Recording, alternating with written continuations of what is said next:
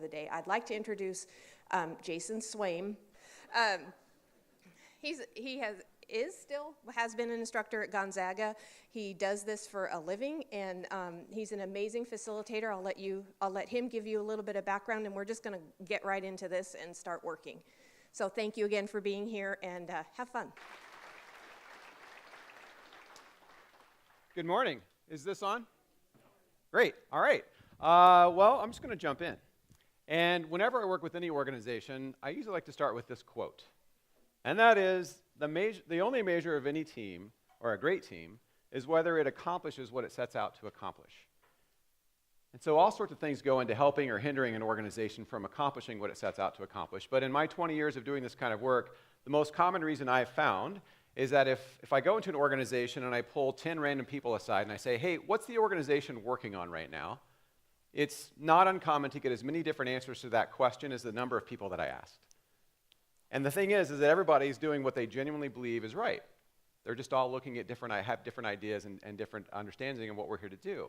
And so this process is meant to be so that when we're done with this process, every single one of you will know exactly why are we here, and where are we heading, and how are we going to get there. And that's what we're working towards. So you could take the analogy of a basketball team. Think about if you had a bunch of superstar individual players, and you put them on one team, but they couldn't beat other teams. By definition, they wouldn't be a very effective team. So you can take that same thing to an organization like this. At the end of the day, regardless of how much you like and respect each other, regardless of how smart everyone is, regardless of how hard you work, if as a collective group you can't pull off what it is you're setting out to accomplish, you're not very effective. So that's exactly what we're here to do, is have that clear shared understanding of exactly where we're going and how we're going to get there. So to provide an analogy for that, I'd like you to imagine that every single one of us in this room right now was lost deep in the wilderness at night.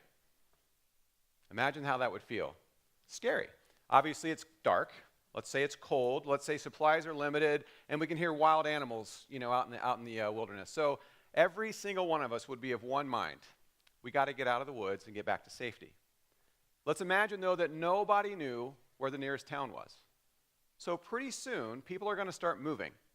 One person may feel very strongly that we should summit a hill over to the left. And another person may feel equally as strong that, no, that's crazy, we need to go down through this valley.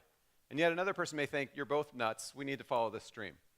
And so because people are anxious, they're probably going to start taking some of our limited supplies and people and going in their direction. What do you suppose the rest of us would do if we felt differently? It's going to get pretty emotional and frustrating pretty quickly. We're going to say things like, why are you taking some of our limited supplies and people and going in the wrong direction? And we might lose the sight of the fact that every single person here is well-intended. Every single one of us wants to save the group. We're doing what we genuinely believe is right, but we just have a different idea of how to do that. It's going to be pretty hard to move this massive group of people together in any one direction.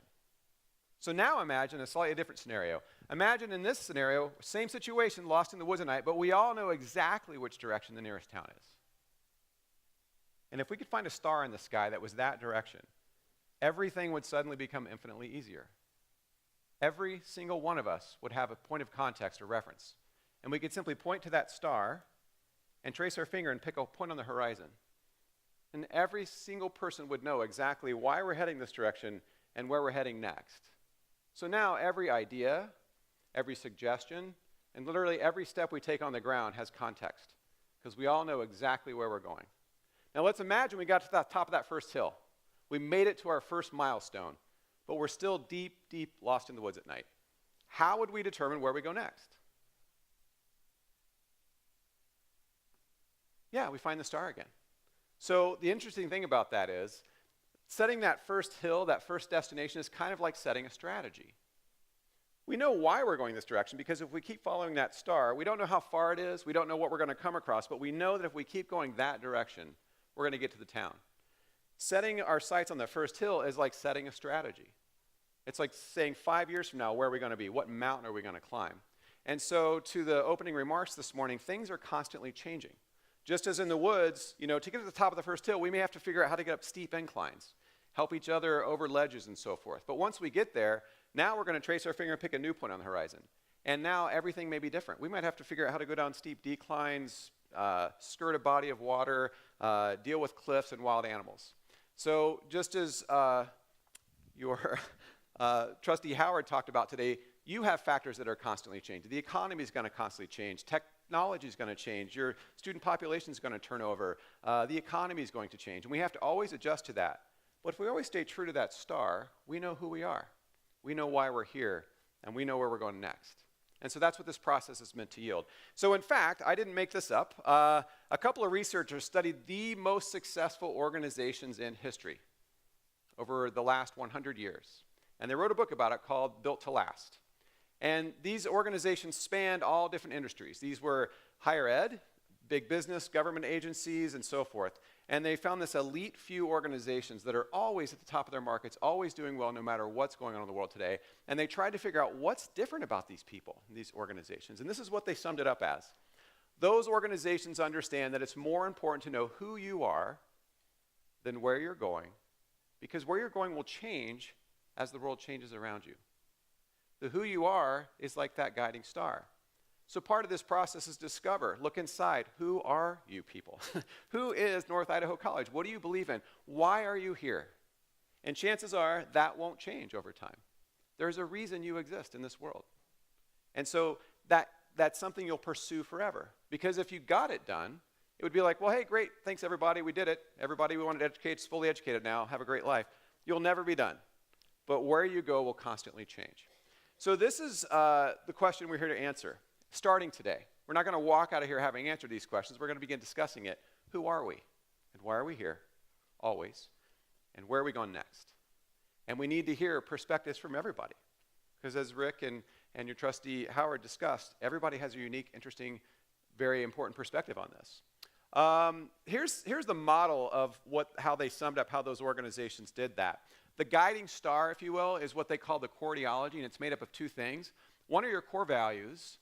Think about that. Values are the beliefs that guide the decisions and actions we make. And if we're always following these values, what I always tell people, when values are clear, decisions are easy.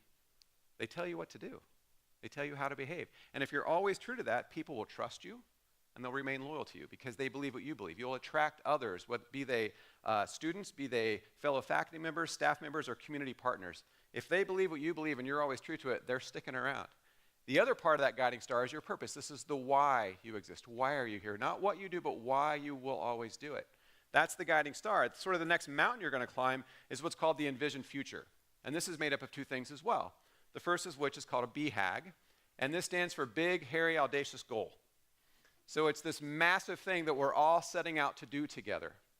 You know, Rick gave the analogy of cars pulling off in different directions. This is the one thing that we're all collectively here to do. My favorite historic example of this is NASA in the 1960s said, we will put a man on the moon and bring him back by the end of the decade. From that moment forward, every single person that worked at NASA understood what we're here to do together. And there's this great story that I don't know if this is true, but I really hope it is. Someone strolling through the halls of NASA one day in the midst of that, and they walked up to a random employee and they said, what do you do here? And he said, I'm helping to put a man on the moon. Turns out he was a custodian. And he knew there's a reason why I'm here. I'm here to help us get to that point. And so it didn't matter if you were a rocket scientist, an administrative assistant, a senior executive, or a custodian, or a groundskeeper. You're here to help us collectively get to that point. And that's what we're going to name and figure out here. And then you finally have this vivid description. What is it going to look like when we get there? What's the vision of what we collectively want to create? And that's really the essence of what your discussions today are going to be about, is what do you want it to look like when we get there? So I wanted to give you another famous historic example so you can see how this works. So Sony in the 1950s is one of those companies that was studied. What do you suppose is the worldwide general image of Japanese products back in the 50s? Not very high quality. So I'm going to show you a very bold vision they had and how they pulled it off. So let's start with their core values. They were an organization that believed the following. They deeply wanted to elevate Japanese culture and national status. Probably not hard to find people like that in Japan or any country, pride of your own country. Now it starts getting really unique. Being a pioneer, not following others and doing the impossible. Well, I chose this one because I lived in Japan for 2 years. And I can tell you from experience that that is a very unique type of Japanese person from my experience. It's a very homogenous culture. And it's rare to find somebody who wants to stand out. And then add to that, encouraging individual identity and creativity. Again, in my experience, that's a very unique type of Japanese person. So if that's the kind of person you are and you say, oh my gosh, that's me, sign me up, you get to come and be this kind of person every day. And then the purpose, the second part of the guiding star, to experience the sheer joy of innovation and the application of technology for the benefit and pleasure of the general public. Not go make stuff and make money. It's in service of these values, you get to come here and make stuff that benefits people's lives. Now we go to the BHAG. This is the guiding star. Now they said, given this, where are we going next? And you remember what the worldwide image of Japanese products were. Well, the founder of Sony said, we're going to do this. We're going to become the company most known for changing the worldwide poor quality image of Japanese products. Now, if you're this type of person, you want to elevate Japanese culture, you want to be a pioneer, you want to do things no one else has done, and you love creating things, imagine how exciting that would be. We're going to change the worldwide image of our entire nation. We're going to lead that charge. And they did. So their vivid description is like this. I want to read this to you very quickly. This is just snippets of it. It's not the whole thing. We will create products that become pervasive around the world. We will be the first Japanese company to go in the U.S. and market and distribute directly. We will succeed with innovation that U.S. companies have failed at, such as the transistor radio. 50 years from now, our brand will be as well known as any in the world. And we will signify innovation and quality that rival the most innovative companies anywhere. Made in Japan will mean something fine, not something shoddy. So when this process is done, you will know exactly who you are, why you're here, where you collectively want to go, and exactly how you're going to get there. And I can't wait to see this process unfold. So we asked you may have been slightly annoyed coming in and having asked to sit in a certain spot. And the reason we did it was we all tend to see life from a certain perspective. So if I live on the blue stripe in this organization and I drive a blue car and I wear a blue suit and I have a blue tooth and I think blue and I come to our meetings and I say, hey guys, I have a fantastic idea for you. It's brilliant. Wait till you hear this. You know why it's so good? Because it's blue. And I'm going to share my blue idea because I see everything through a blue lens. And then my colleague who's red, drives a red car and wears a red suit, is listening to all my ideas from their red perspective going, I see it slightly differently. And often we're kind of frustrated by that. But that's the magic. All of these are valuable. So rather than be frustrated by that, I want you to welcome it in. I want you to recognize that everybody has a valuable perspective to offer. And so we deliberately wanted you to sit with people who you don't work with every day, because what you're going to hear and discover today is you all want a lot of the same things. Whether you're a custodian or a groundskeeper, administrative assistant, all of you collectively want to see certain things around here, and that's what we're here to capture. So I want to say one more thing about the guiding star analogy, because Rick had some new people introduce themselves. Imagine all of us are lost in the woods at night. We know our star, we know the hill we're climbing, and we find some new people that join our party. If we don't bother to say to them, hey, we're glad you're here. By the way, we're following that star because it's going to get us to the next town, and right now we're climbing that hill, they don't know that. And they'll come in with their own ideas of how things are done. But if you find people who share your beliefs and you align with your star, they're going to help you get there. So I couldn't be more pleased that you have new people in the room to bring new, fresh ideas and perspectives to this process. So because you're sitting with people hopefully you don't work with every day, I'd like to take about 10 minutes for you to go around and introduce yourselves. And here's what I'd like you to share. Your name, your role here at NIC, and how long you've worked here. So I'm going to do a whole lot of shutting up for about 10 minutes or less. I'd like you to share that with each other, and then I'll tell you the process we're going to go through to have group discussions. Here's what you're going to discuss. I know that President McClellan sent out an email that had these questions in it, so my hope was that you were able to arrive here today having put some thought into this.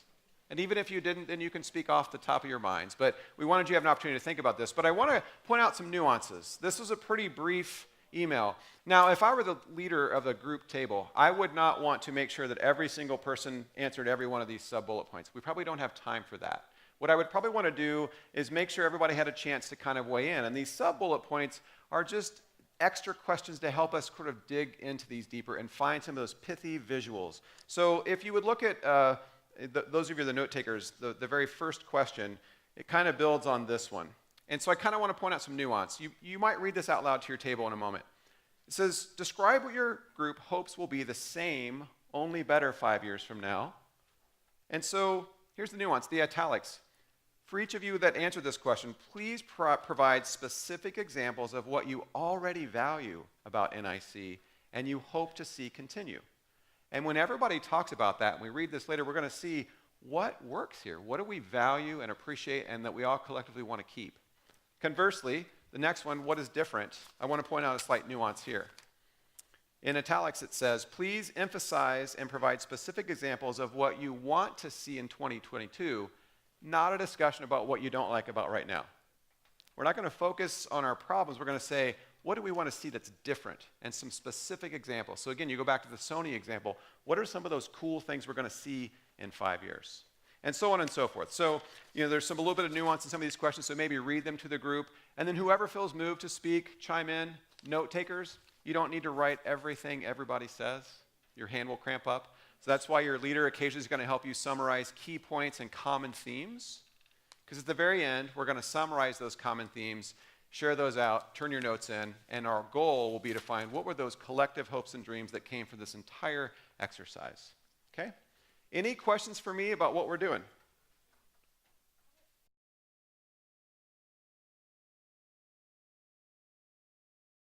Chooses to go. We've got 2 microphones floating out there. Sarah Garcia has one over here, and Shannon Goodrich has one over there, so we can get to you quickly. When you're reading what you've written, I'd like you to go kind of at a slow pace, because what I noticed as I just walked around, there are a lot of very common themes. So what I want you to see is when someone reads something, if your table had the same thing, go ahead and raise your hand. And you'll see, we all want to see a lot of the same things. Also, when you're doing your report out, maybe unpack it a little bit for us. If you say like a short sentence, rather than just move on, tell us kind of a little bit about what you guys meant by that and what that's going to look like. And then move to the next one. And then we'll see hands and then kind of unpack it for us a little bit. Okay? So if you're ready, who has some energy around sharing yours first? Who would like to go? We got some hands back there. Chris? I've always wanted to stand up here with a mic. All right. So our first one was NIC is student-centric. We have an easy, simple enrollment process that supports students, is user-friendly and intuitive enough for first-generation students to navigate.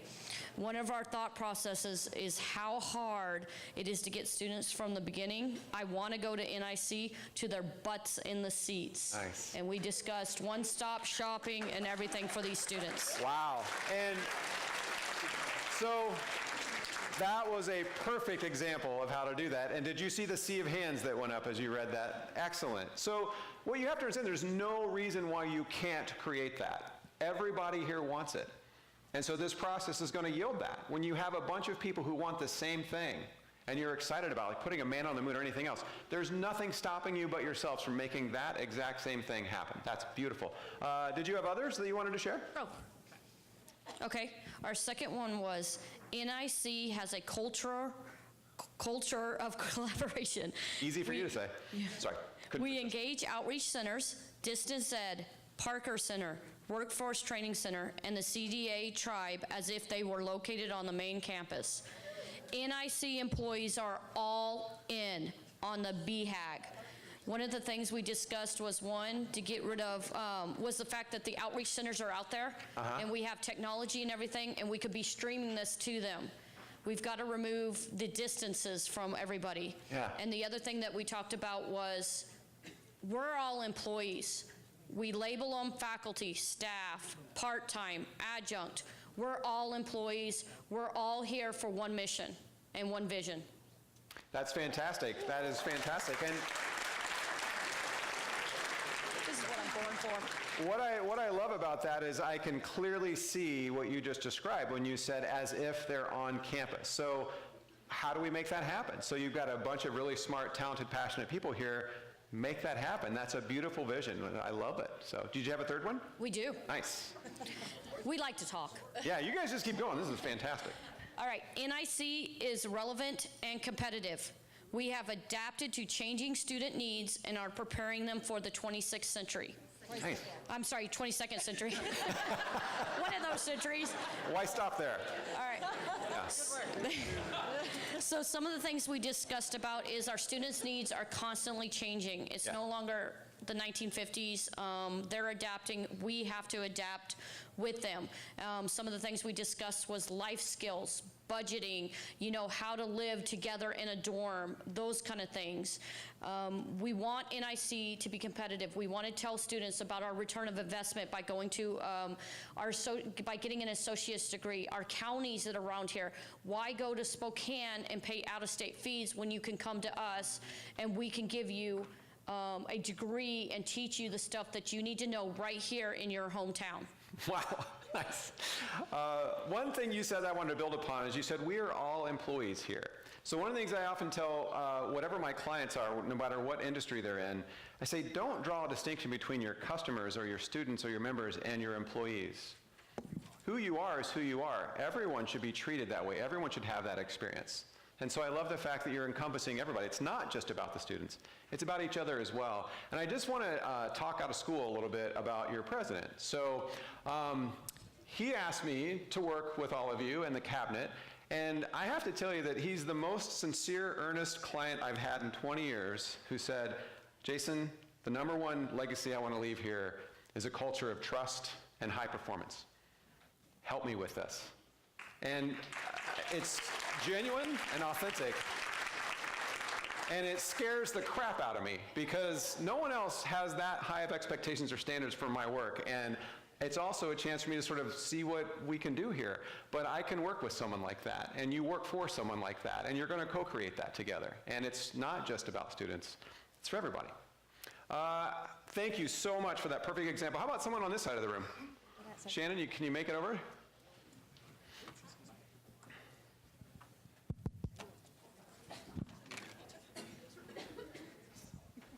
Okay, our first one was innovators of technology in the classroom.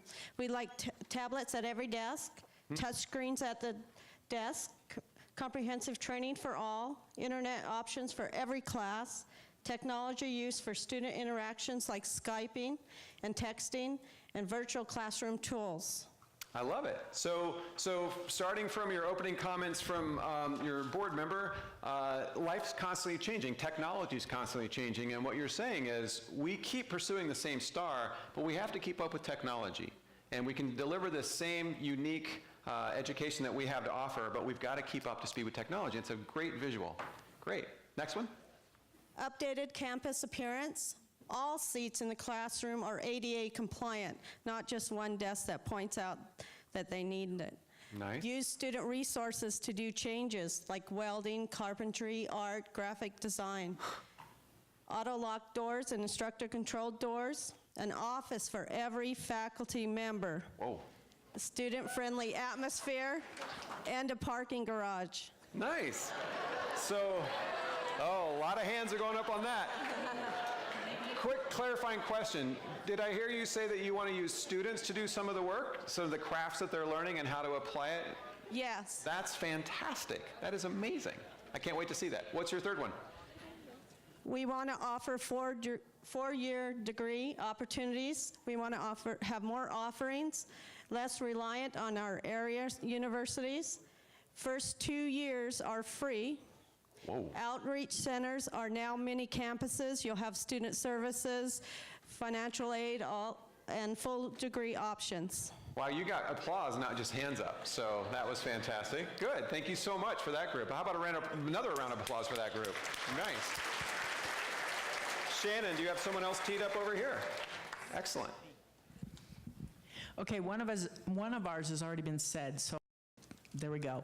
NIC has a great and transparent communication across campus and in the community, including between departments, Nice. within departments, with students, and in the larger community. So that communication goes out into the community so they know we're here and that they are marketing us. Fantastic. Not Gonzaga, Yeah. not other schools, but they're marketing NIC because we are here, Love it. and they need to love us as much as we love us. Nice. So, if I could, going back to the guiding star analogy, when you know who you are, and you can go tell the world who you are, you begin to attract others who believe what you believe and want to be a part of this. Like I said, whether they're students, faculty and staff, or community partners.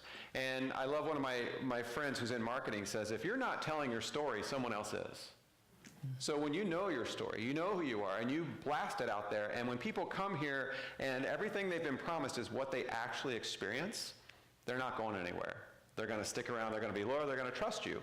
And it has to be that way on campus amongst each other as well. And you can do that. What's your next one? Our second one is very much like your story of the NASA janitor.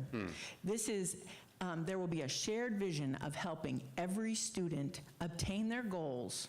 I'm not saying graduation, obtain their goals. Nice. If that's getting across campus, it's we're helping them get across campus in a way that makes it clear that they, the student, are our #1 priority. Wow. We are here as an educational institution. Students should feel that they are not an inconvenience, but they are our #1 priority. Wow. Just imagine if that's the case. Yeah, applause. Sorry, I don't want to interrupt you. That was fantastic. Imagine if I were a student here and I could tell people, man, every day when I go to campus, people are always looking out for me. People are, no matter who I talk to, they're helping me understand what I need, helping me get where I need to go, every day, all day. That you can do that. That could become your reputation. I love it. Shannon, do you have somebody queued up? We got some hands closer to me. There's one over there.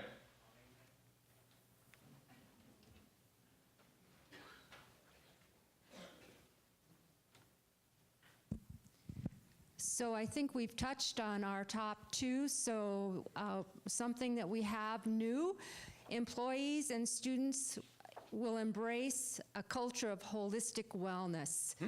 So I think the Vitality program and the Green Dot would be included in that. Nice. Very nice. Excellent. A lot of hands went up. Love it. Sarah, do you have somebody ready? Excellent. You guys touched base on our 2 of ours, but our #1 was we are a nationally ranked top 10 community college. #1 actually, and it goes from teaching. We have a top academic program, top cleanest facility in the nation, and the most beautiful grounds, lake, river. Wow. Now, that's a BHAG, a big, hairy, audacious goal, and I love it. And I love the goals that when you hear them, you gulp, and you're like, oh my gosh, what would it take to get there? And then get like 300 people to say, we're going to get there. And you can do that. I can't wait to see that happen. Shannon?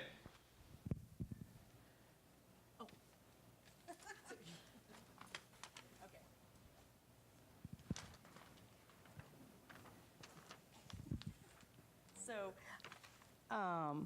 we wanted to share that we value and integrate liberal arts and CTE together, value. And then we are the premier college of the known universe. And then we meet the needs of students and community by providing relevant guided pathways and options that help students achieve their goals. And we are really good at communicating, and we feel connected as a result. Nice. A lot of hands went up there as well. That's beautiful. Sarah, you got anybody queued up? I do. Excellent. All right, we've got strong career and academic support through admission counseling, career assessment, and program selection within the admission process. Nice. NIC creates an environment that fosters passion and excitement through personal, professional, and community engagements. NIC has solid connections with K through 12 industry and higher ed partnerships, which creates a pathway from birth to career. And we actually added a 4th one, or I did. That I think subsumes a lot of these, which is employees know the mission of the college and act in accordance with it. Nice. Nice. One of the things I loved about what you said is you named several different departments around campus. So here's an analogy I often use. A lot of organizations, in my experience, operate kind of like a track team. In a track team, here's what happens. We show up to the meet, maybe I'm a sprinter, so-and-so's a shot putter, someone else is a long distance runner, someone else is a high jumper. I go to the meet, I don't know what anybody else is doing, I don't even care. I'm running as fast as I can humanly run while someone else is jumping as high as they can jump and someone else is throwing as far as they can throw separately. At the end of the day, we come together and we add up our respective scores and we hope that we somehow beat the other team. That works great for track. That is not what you want here. You want to be more like a basketball team. Yes, you have all these different people, but you're in one game at the same time, and there's one mission: beat the other team.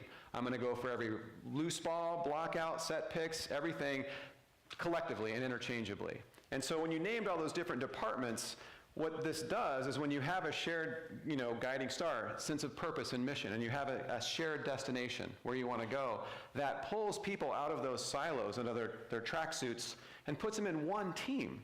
And that's what pulls a culture together and enables an organization to accomplish amazing things together versus in the woods going a different direction. So it starts with a shared sense of identity and purpose and clarity of direction and a clear path for how to get there, so we're all in the same game together the whole time. That's when amazing things happen. And again, your president's committed to that. We're going to do that. We're going to have that. We're going to have that kind of culture. And these beautiful visions that you're coming up with are all going to be a part of this. Okay? I think we're on this side. Please. Oh, the smart people that went outside. I can't wait to hear this. These people are... Well, this is why we went outside. Within 10 seconds of being out there, we had our key statement we wanted to make. North Idaho College is a destination education. It's where you go when you want to not only get an education, but see something pretty when you look out your window. Nice. So just a personal statement on that. I'm an alumni of NIC, and I've been all over this country. I've traveled to UCSD. I've seen some pretty schools and some ugly schools. And I chose this college not just because it was close. I could have gone pretty much anywhere, but I mean, look out that window. Seriously, look out that window, and that's your selling point right there to get your students to stick around and stay. Nice. So what we would like to see more of is sort of a holistic connection between the students, the educators, and everybody else that's involved here. Have a chance to involve yourself in the community, go outside. I joked with my group mates here that we should have meditation on the beach, but hey, I'd love to see that personally. I mean, why not? It's right there. Yeah. Yeah. Have a chance for these students to see something besides a classroom textbook. Take that chance. I used to go out every chance I got when I was here. I knew a test was coming and I was stressed out beyond belief. I'd go walk down on the beach in December. It helps. So the students need to be able to know that that's there, that's available, and that's something they should work with. So, Fantastic. We've talked a little bit about that holistic approach. We've got the giant athletic building going in there, which I'm very excited about. But I guess my group mates also mentioned that there's a community garden going in, or they're improving upon in this area. Nice. And I think that's awesome because most of us know, and probably a lot of people here are, escapees from California. So, why do you come up here? You come up here because this is a resort town, and it's a chance for, if you'll excuse the term, to live the hippie lifestyle. So, take advantage of that and sell it to the students as well as the faculty. Nice. So, that was our main point. Awesome. Thank you so much. Great. That's okay. All right, please.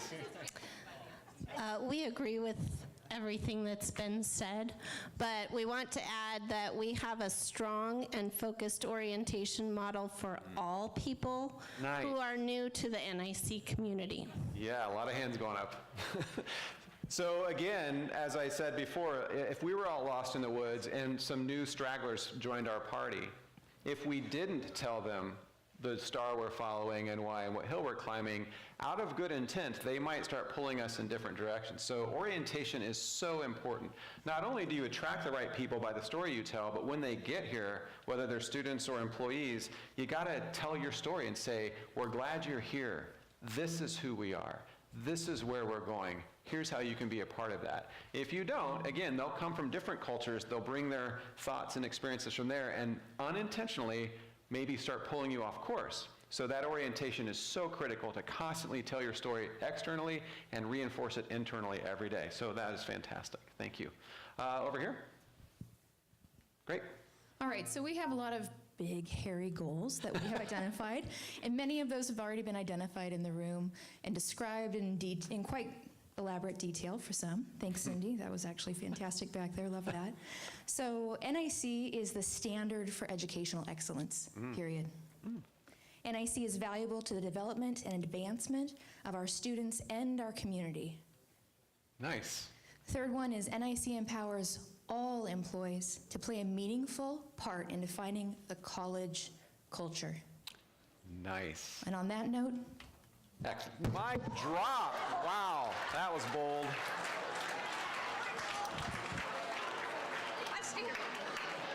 She'll be here all week, ladies and gentlemen. Tip your waiters and waitresses. One over here. Okay, I was standing right in front of the speaker. I think I'm deaf. I hope you got that on film. That was amazing. Many of the ones we have been touched on, but I'll add two. One is informed, shared decision-making and alignment of guiding documents so that initiatives that go forward, everybody has a good understanding of what's the reason behind. Absolutely, that's great. And then supportive academic culture that is both engaging and outcome-driven. Nice. Love it. Some hands going up there. Cool. So we got time for 2 more tables. NIC is the best college for student support for early learning, from pre-Head Start to Head Start to the Children's Center. Nice. Great beginning for students to start. I think they liked it. Nice. Thank you. All right. Maybe even another one. That was pretty quick. Okay, our NIC Vision 2022, we actively include students in our decision-making processes. We have and will continue to maintain continuity with organizational leadership and long-term strategic planning, why we're all here today. We effectively communicate to students the value of a well-rounded education, that those elective classes aren't useless. History, women's studies, these are all very important aspects of their education. Yeah. And we have the best technology to support our students, faculty, and staff. A lot of hands went up on that. Good. Okay. Do you have another one over here? Great. Okay, some of our stuff kind of dovetails off of what's already been said, but we have that student success is defined in ways not solely related to completion. Structures are in place, such as financial aid and guided pathways, that provide support and allows for a broader definition of student success. We have that participatory governance is codified in college policy and procedure so that we can kind of solidify all the good stuff we have in terms of that going on at NIC, and that faculty lead in the collaborative learning among the disciplines and other academic resources to meet the needs of all students, fulfilling the mission of the fact that we are a community college. Nice. Very good. Thank you. One more? Excellent. Pretty much a lot of the things that we had have already been touched upon, but what we would like to add is that NIC is the employer of choice. No matter what job you want to go into, education, business support, groundskeeping, food service, custodian, whatever it is, if you're thinking about a career in that area, this is where you want to look first. Fantastic. Awesome. Okay, sure. Okay, we had 4. Students experience financial freedom from the burdens of education. Wow, that's bold. Encourage creative exploration for everyone on campus. Everyone, love it. Education in and beyond the classroom, and here's our big one. Setting the standard for sustainability, culture, diversity, technology, recreation, and wellness. Wow, nice. All right. One of the taglines for my business called Symbio is putting human nature to work. And what I mean by that is my work translates to any organization in the industry because it's just people working together. And what I found is there's certain environments that if you create them, they're aligned with how we as humans work. And when you get that right, people can do amazing things. In my opinion, we're all constantly searching for community. We're just driven that way. We're social beings. We want to be around people who share our values and share our beliefs, and we want to be engaged in something important with those people. We're constantly looking for that. And you see examples of that when people go volunteer for things. Like, I love this region because we can do things like Hoop Fest or Bloomsday, because you get all these people who have full-time jobs and work really hard, and they can't wait for those events to come.